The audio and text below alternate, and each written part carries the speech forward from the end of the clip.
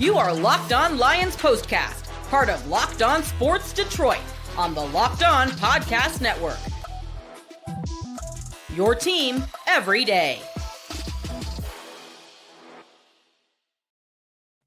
I mean, holy smokes, are we kidding? That was as dominant as it gets. The Detroit Lions absolutely annihilate the Jacksonville Jaguars 52-6. And I don't want to be insulting, but that just looked like men against boys. Welcome into a live Locked On Lions postcast. I am your host, Jake Riepma, fired up as always to be with you on Locked On Sports Detroit, your post-game destination for all things Locked On Detroit. This is a live Locked On Lions postcast, and as always, we thank you for making us your first listen following the final whistle. And we've had a lot of good things to talk about for the Detroit Lions, now an 8-game winning streak, and it's all part of the Locked On Podcast Network, your team each and every single day. How about a huge shout out for today's presenting sponsor, making the live Locked On Lions postcast possible, Hillsdale College. That's right. Today's episode is brought to you by Hillsdale College. Go right now to hillsdale.edu/lockedon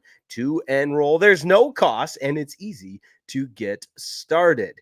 But the topic, I'm going to try to figure out a way to say pretty much the same thing over and over, but in different verbiage, whatever it may be, because it was just a complete and total ass whooping. There is no other way to break this game down. It looked like varsity against freshmen, men against boys, whatever other analogy you want to use. But I was really racking my brain, and I apologize. I'm on a little bit later than anticipated. Some weird things going on with the YouTube live streaming, but we're all good. No technical difficulties now, but we are off and running. But I was racking my brain trying to figure out the last time I watched a sporting event at the professional level in which one team was that much better physically, athletically, completely, just overall talent. The gap was just monstrous, and it stood out from the very, very beginning. It is 100%, maybe not 100%, but I know it's the lowly Jags, but a huge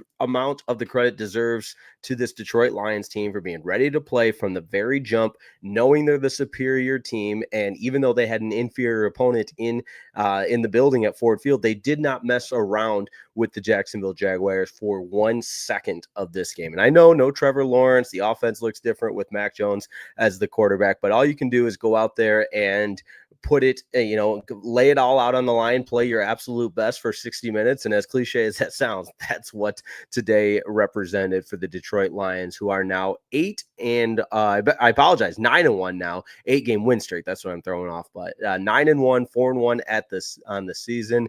They continue the winning ways. And man, Jared Goff, we're going to talk about how good he was. Awesome bounce back game for JG16. We're going to talk about how good this Lions offense was as a whole. Now, that being said, you got to give it up for this defense as well. And even though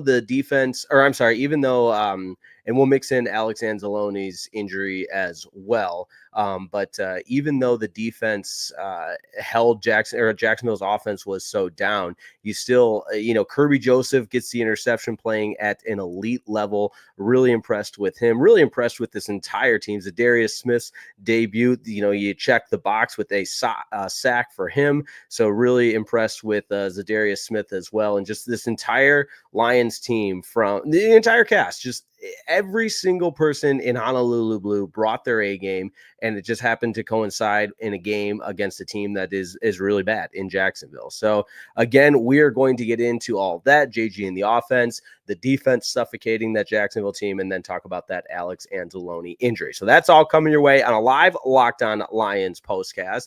And there has been, I know we've got we're always adding new subscribers, which we appreciate. So Locked On Sports Detroit, but this is an extension of the Locked On Lions. Shout out to Matt Derry, and we bring you the post-game show. It's as simple as that. We'll get to your comments as well. So as always, it's a collaborative environment. We appreciate everybody tuning in and letting your voice be heard. So let me know what you thought of today's game, just overall feedback, general comments, whatever it may be, as we break this one down. A 52-6 win. Again, not a ton to break down, but I did make some notes of some things that jumped out to me. And obviously, we're going to start with with that offense. And I thought, it was a CBS broadcast. The Lions don't often get the broadcast combination of Kevin Harlan and Trent Green. So good to hear their perspective on things and just talking about how efficient this offense was. And in that second quarter where the Lions really took control of this one, outscoring Jacksonville 21-3, and the 3 being just the last field goal at the last play of the first half. But you got to give the Lions offense a lot of credit. In second quarters this season, they have outscored opponents by over 100 points. And that's just an insane number when you think about how good this Lions team has been in the second quarter of games. Obviously, Amon-Ra St. Brown with a big game, 2 touchdowns for him. And I wrote this note after his first touchdown. Now it's 8 consecutive games with a receiving touchdown for Amon-Ra St. Brown. That's a new franchise record. And he is just 1 game of shy of tying Jamar Chase for 9 consecutive games with a receiving touchdown. Lions offense rushing touchdowns in 24 consecutive games. That's including the playoffs. That's the longest stretch in NFL history. Now, if you want to take off the playoff games and go with 21 straight regular season games, that's tied for the 3rd longest streak. But 24 straight games, this Lions offense has rushed for a touchdown. And that was, I put this on Twitter, one of the things that stood out to me in the first half was it was an effortless domination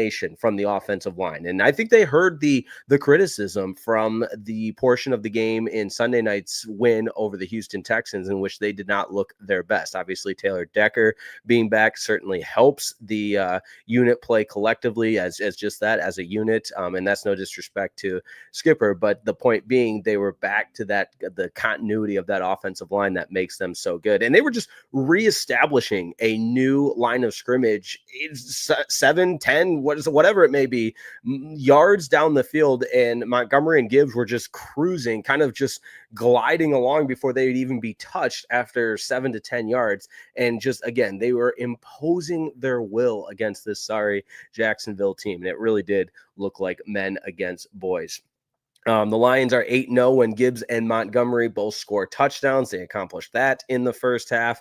And again, it's very rare at the highest level of any sport, but especially professional football. I know we always talk about any given Sunday and that sort of thing, but it's very rare for the level of domination and the talent gap you're going to see blowouts. Sure. You're going to see wins by, 3-4 scores, whatever that may be. But this truly looked like a gap physically between men and boys. And I know I keep saying that, but I just, for my lifetime, it's about as one-sided of a game as you will see in the National Football League. It's tough to beat that. But some other notes, obviously we want to get to that 7 consecutive Lions scoring a touchdown in their first 7 drives.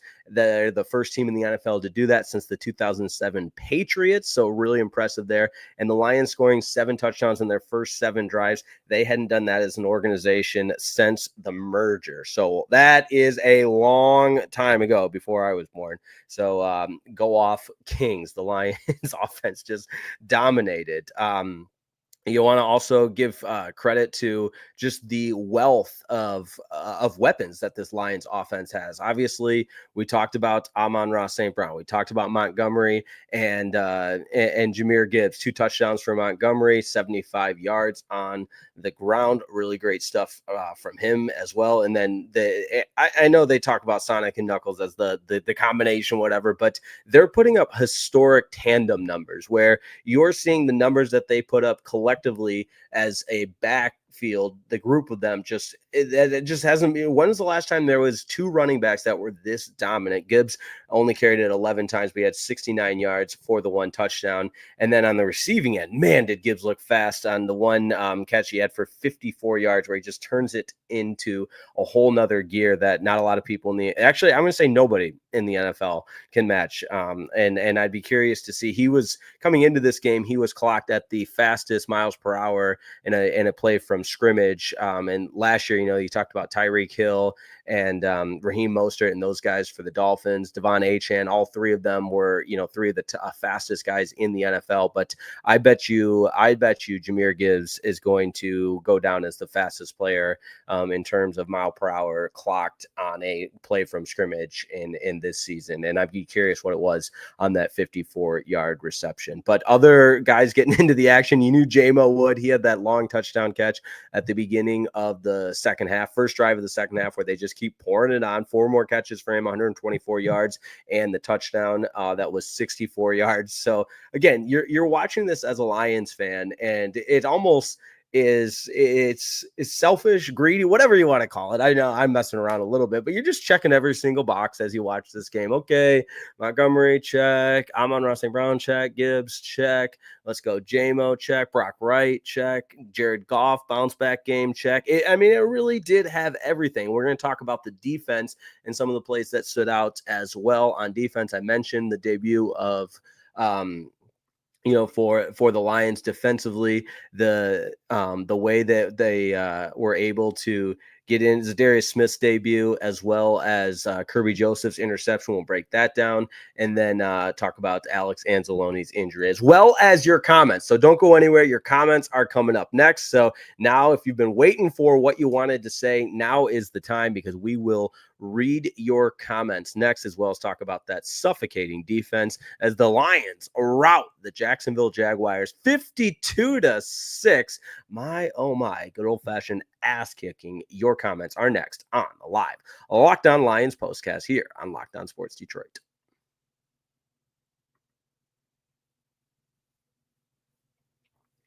This episode of the Locked On Lions postcast is brought to you by Hillsdale College. That's right, Hillsdale College, my friends. I'm going to tell you all about some of the awesome opportunities they've got, because we know time is our most precious commodity. So don't waste it scrolling through the same mind-numbing content for hours on end. How about you spend it wisely? How about improving yourself? We're talking history, economics, the great works of literature, the meaning of the U.S. Constitution. Did you study these things in school? Probably not, and they are more important than ever. So even if you did, it's time for a refresher. Time and technology have changed a lot of things, but they haven't changed the basic fundamental truths about the world and our place in it. Listen, both my parents went to Hillsdale College, world-class education in the great state of Michigan, but they're bringing you the classroom virtually. How about that? Just a few of the courses that you can take: Constitution 101, the meaning and history of the Constitution, Introduction to Free Market Economics, The Great American Story, A Land of Hope, The Rise and Fall of the Roman Republic, and a brand new documentary style course on Marxism, socialism, and communism. So there you got it. All of Hillsdale's courses are self-paced, so you can start whenever and tune in wherever. Plus, you can go deeper with readings, quizzes, discussions, and so much more, or just enjoy the lecture. So go right now to hillsdale.edu/lockedon to enroll. There's no cost, and it's easy to get started. It's hillsdale.edu/lockedon to register. hillsdale.edu/lockedon. This episode of the Locked On Lions postcast is also brought to you by Prize Picks. The most exciting way to play daily fantasy sports is on Prize Picks. You simply pick more or less on 2 to 6 players, stat projections, and voila, you watch the winnings roll on in. You can now win up to 100 times your money on Prize Picks with as little as 4 correct picks. Prize Picks is the best way to get in on the action in over 30 states, and that includes California, Florida, Georgia, and Texas. And what I love about Prize Picks is the daily fantasy platform with an injury insurance policy. How about that? So if your lineup stays in play, even if one of your players gets injured, your player leaves in the first half, yeah, it doesn't matter. Prize Picks keeps your lineup alive. How about that? Sign up today. Get $50 instantly when you play just $5. You don't even need to win to receive the $50 bonus, because it's guaranteed. PrizePicks also offers weekly promotions that can lead to big payouts. I'm talking Taco Tuesday, and each Tuesday, PrizePicks discounts select player projections up to 25% to provide even more value to your lineup. So go right now, figure it out, download the app. And you know what? I've had so much fun playing Prize Picks that I wish I could download the app twice. That's how much fun it is. Download the app today and use code LOCKEDONNFL to get $50 instantly after you play your first $5 lineup. Download the app today. Use code LOCKEDONNFL to get $50 instantly after you play your first lineup. Prize Picks, run your game.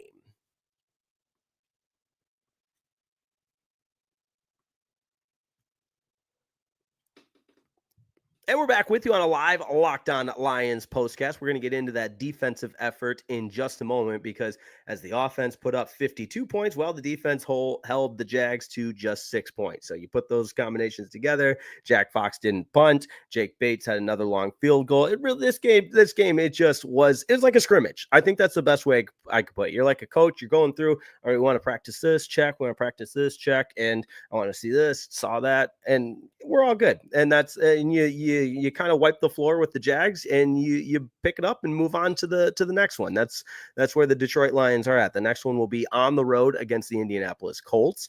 Locked On Lions on the daily. Matt Derry will have you ready to go for all of those. And I said Matt Berry there. That's the NBC fantasy football guy. Shout out to my guy Matt Derry on Locked On Lions. But let's get to your comments right away. Mary Jo Isaacson is first up. In 57 years, we have never seen the Lions score so much against another team. Yeah, for the team. That's right. This was as much of a team victory as you will get. Incredible stuff from the offense. Demetrius McNeil says over 600 yards of offense without a single punt. But the Packers and Vikings were winners as well. So the race for the North is not over yet. That's a good point. I had meant to get to that at the conclusion of the show with the Packers winning in Chicago and the Vikings winning as well.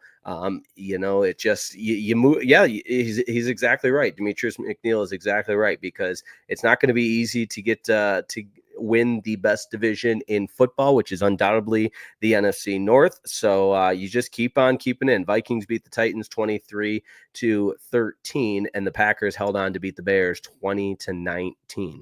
So there you have it. I guess the Packers still own the Chicago Bears. Daniel Barry Sports Highlights says, hey, and Mary Jo Eisen said, this is the Lions' year. I'm beginning to think that as well. No, I have thought that. I think we all think that. That's one of the fun things about having a team that's this good is you truly are the best team in the NFC. There's, through 10 game sample size.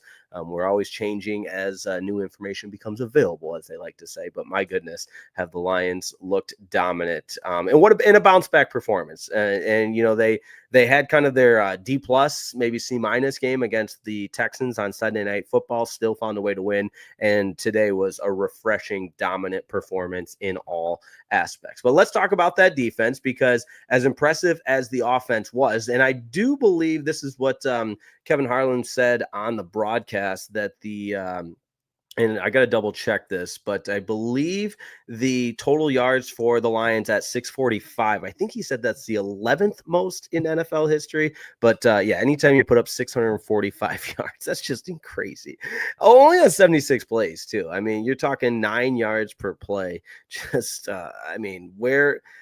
And again, I don't know what stat you read to say, yeah, this was a really dominating. They're all dominating stats. And Goff, I didn't go through his final line, but 24 of 29, 412 yards and the 4 touchdowns. But defensively, loved what I saw. I mentioned the Zadarius Smith debut. He had a sack in his debut. Also loved the Rasheed Wallace jersey that he wore coming in. And obviously everybody knows the kind of ode to the Pistons, that 2004 Pistons team with acquiring Rasheed Wallace at the 2004 trade deadline. And look what the Lions did. They acquired Zadarius Smith at the trade deadline, hoping for the same result. So good stuff there. But Kirby Joseph, really impressive game from him defensively as well. He had the interception, and with his 7th interception of the season, he now leads the NFL with 7 picks. He's got the most interceptions of any player since 2022 and of any position player since dating all the way back to last season. So he is playing at an all-pro level. He's playing so confident. In that throw, he baited Mac Jones into making that pass. And the way he is playing with so much confidence, and it's obviously yielding terrific results on the stat sheet. But he also, this the entire Lions defense. I think it was my good buddy Jeff Rieger that tweeted out that it was at the game. It just sounded different when they were hitting guys. I mean, obviously Branch had a huge hit. There were a number of other guys that were just Mick Robinson flying to the football, and everybody playing with such an inspired intensity on both sides of the football. But since we're talking defense right now, got to give it up for that Lions defense. AG had them ready to go. And really, that I think being ready to go is an example of this, because it's been very easy to say, hey, we're at home. Jacksonville's a 2-win football team. We can sleepwalk our way through this one. But the attention to detail, the playing inspired football from the very beginning, and really dominating in all aspects is a testament to a well-coached football team,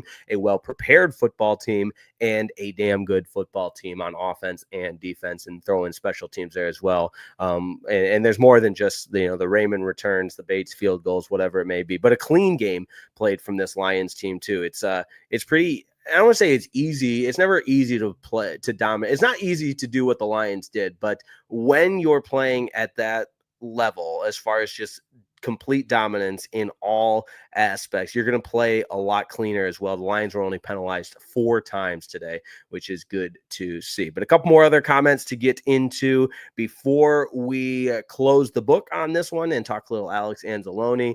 Jim and Denise, 8 straight quarters without a punt against Jacksonville. Yeah, that's a good point. Going back to the last time that they played the Jags, it was another no punt game. So good stuff there as well. Adam Cullen, might as well start Hendon Hooker next game. What a dominant game.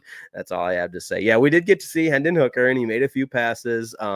I know that's a little tongue-in-cheek from my guy Adam, a little hyperbole, but yeah, Jared Goff is playing at an MVP level. Listen, I am as big of a fan as anybody as Jared Goff, and I really wanted him to win MVP because that would help my pocketbooks. But man, Jared Goff, and they put his numbers up against Josh Allen. And interesting, with Josh Allen and Jared Goff, those are the only 2 quarterbacks that have started every game for their team the last 3 years. So obviously the reliability factor over the course of the last 3 years. And Lamar Jackson's going to be, in that conversation for MVP until somebody overwhelmingly outperforms him. But what he's doing with that Ravens team right now, I think you put him at the front runner. But Jared Goff, Josh Allen right there as well. And they also mentioned Saquon Barkley as a name to keep your eye on for that MVP. But the Lions, no matter what, most important is that win-loss record. 9-1 on the season, 4-1 at home. And I think it was Demetrius McNeil that said it. Everybody in the division, well, not the Bears, obviously, but it's still a 3-team race with the Packers moving to 7-3. I believe the Vikings are 8-2, and then the Lions at 9-1. Wow, what a year for everybody to just be playing at an elite level. But don't go anywhere. We'll talk a little Alex Anzalone injury, what that means for this team, and tie a bow on it after another victorious Lions game over the Jacksonville Jaguars, 52-6. Don't go anywhere. Locked On Lions postcast. We'll be right back. Hey, this episode of the Locked On Lions postcast is brought to you by FanDuel. That's right. You got to make every moment more with FanDuel and get ready to tackle the NFL action with FanDuel, America's #1 sportsbook. Right now, new customers can bet $5 and get $150 in bonus bets if you win that $5 bet.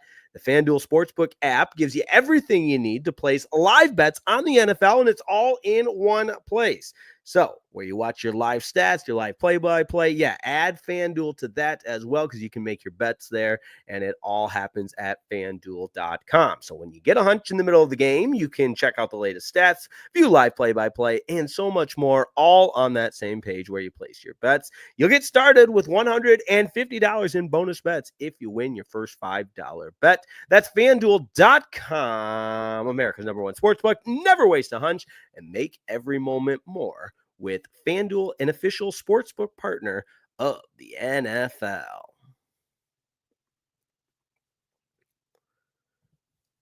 All right, unfortunate result from today. Alex Anzalone leaves the game, did not return, and everybody referring to that video that surfaced of him on the sideline. And for all the lip readers out there, it appears he says it's broke and it's a forearm injury. Now, obviously, we'll await the Lions PR and, the various news outlet to give us exactly what the update and the diagnosis is. So we'll be sure to keep you updated on that. But a lot of people, and I understand because you're kicking the teeth in of the opposition, but people texting me, when are the Lions going to take their starters out and so on and so forth. And I kind of disagree with that notion of, we got to protect our. And yes, let me say it this way. I understand the rationale, the thought process of getting everybody out of there because you're not going to gain anything with the as up as much as you were, and why were players playing at that point. But the Alex Anzalone injury is certainly not an example of that. I mean, that's still in the first half and so on and so forth. But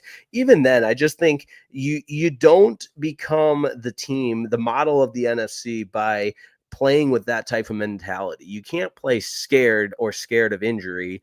And I understand, listen, I understand the notion of, hey, we're up, 30, 40 points. What's the point of having players in there? But I also have to stress, and in my mind, how important the mentality of a winning team is, the culture of a winning team. And I just don't think resting guys and trying to avoid injuries in the sense of playing scared is a recipe or a contributing component of a team with that type of culture. I think Dan Campbell and the rest of this organization, Brad Holmes, the list goes on, are guys that give you everything you have every single play. And injuries are part of the game. There is no doubt about that. But I don't think to sit here and say, why did Dan Campbell have this player in, or why do they have that player in? I just, again, think that's almost a losing way to look at things of, hey, we got to get out of this, we got to get out of that, as opposed to playing the game 100 miles per hour from the first whistle to the last, dominating your opponent for 60 minutes, taking care of business, and you let the chips fall as they may. I just think and I guess maybe this is a reach, a little bit of too much of a reach, but you look at a guy like Tua Tagovailoa, who's had so many injuries, and there's a risk with playing the game of football. And I don't think, he should be diving headfirst to try to make tackles on an interception like he was the other Monday Night Football game. But I think there's something to be said that you can't play this game scared of getting injured. And it's just not a recipe for success to have that thought process. And as fans, I think it's easier for us to look at each other and say, oh, why do they have this guy in? Why do they have that guy in? When in reality, when you're playing at the highest level, bullets are flying, live bullets, 100 miles per hour, whatever cliche you want to use, you just go out and play and you take care of business. And that's what life in the National Football League is all about. So I get getting Jared Goff and everybody out of there in the fourth quarter, absolutely. But to do it in the first half or even early in the third quarter, I think that's a little bit of a jump. So hopefully Alex Anzalone is okay. If it's a broken forearm, I remember Dallas Goedert, the tight end for the Philadelphia Eagles, broke his forearm last year. I think he was, and I'm not a doctor, I think he was out somewhere between 6 to 8 weeks. I don't know the exact timeline on that, but it'll be up to the rest of the defense to continue to step up and continue to be one of the top defenses in the National Football League like they were today. So up next for the Detroit Lions, they'll take on the Indianapolis Colts. We'll be with you for a live Locked On Lions postcast after that one. And for the Lions, after that game, obviously, will be the Thanksgiving game against the Chicago Bears at home on Thursday. But that game against the Colts is a 1:00 kick on the 24th. But back-to-back Thursday games between the Thanksgiving game and then at home Thursday night prime time football, or TNF Prime on Amazon Prime, whatever you want to call it, on December the 5th. Then a tough one against Buffalo on December 15th. Then it's back to Chicago, or I should say to Chicago for the first time, back to taking on the Bears. So they'll play the Bears twice in a 5-week span. Then a tough one in San Francisco at Levi Stadium against the 49ers on December 30th before wrapping up the regular season at home against the Minnesota Vikings. So there you have it. Appreciate everybody tuning in. It's always a pleasure to be on the air for a live Locked On Lions postcast, breaking it down, especially after a victory like we saw this afternoon at Ford Field. My goodness, 52-6. The Lions offense with 645 total yards. Jared Goff with 4 passing touchdowns. Amon-Ra St. Brown, 11 receptions, 161 yards and 2 touchdowns. David Montgomery with 2 rushing touchdowns.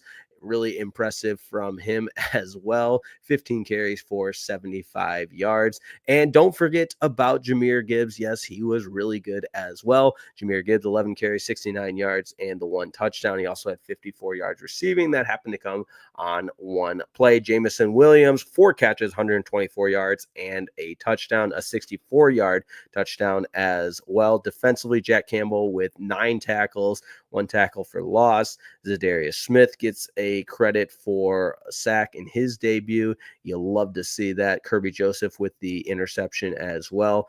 And Jake Bates, best kicker in the NFL, a 54-yard field goal. He was 7 for 7 on extra points as well. So this game checked every single box. There is no other way to put it. Thanks so much for making the Locked On Lions postcast part of your post-game destination. Free and available wherever you get your podcasts, and of course on YouTube at Locked On Sports Detroit. And don't forget about the new Locked On NFL. So for your second listen, go find the new Locked On NFL, now with 2 shows every day. The Madman Tyler Rowland kicks off your morning with a double shot of NFL espresso, and then stop on by the barbershop with Tony Wiggins for some real NFL talk. You can find Locked On NFL on YouTube or wherever you listen to your podcasts. Up next on Locked On Sports Detroit, we'll have a Locked On Pistons postcast. You're going to want to join that as well. Make sure you subscribe to Locked On Sports Detroit. Follow me on Twitter at Jake_Reitman. We'll see you next time on the Locked On Detroit postcast.